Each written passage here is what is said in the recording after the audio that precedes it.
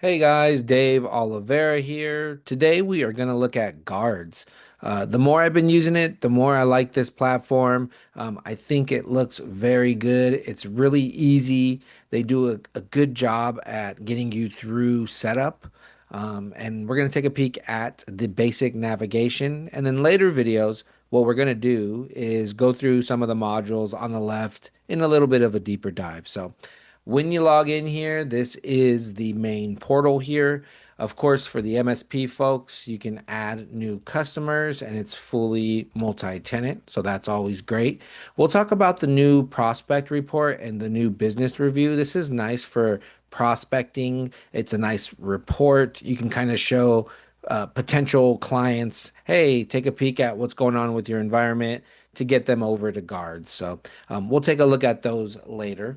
From the dashboard, you kind of get your main, I call it radar heartbeat type of deal here. It's just going to show you the problems that exist ready to go, and you can click on them and go straight into them, right? So whenever you first create a customer, it is Google and Microsoft 365 friendly. You need one or the other.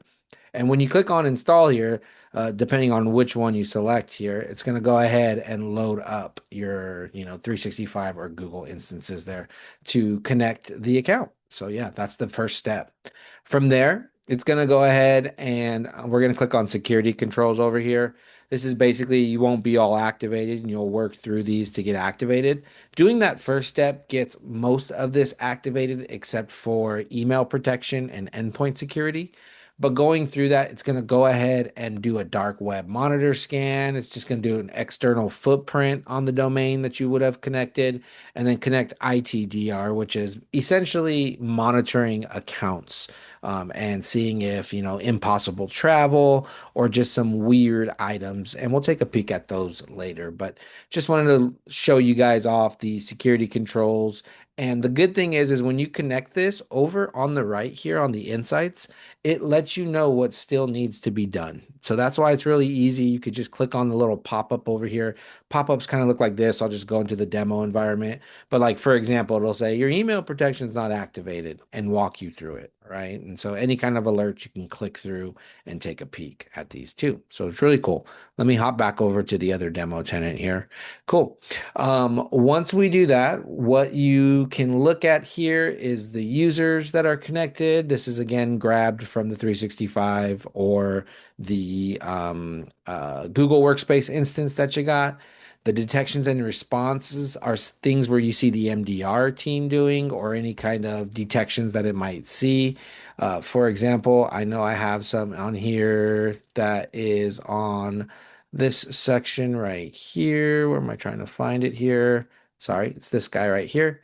And then I want to go ahead and show this and on some closed ones too. So this is the example of the MDR team reaching out to me. I had a VPN on. I went ahead and accessed an email, and within about 20 minutes, they reached out to me and said, "Hey, there's some weird stuff going on."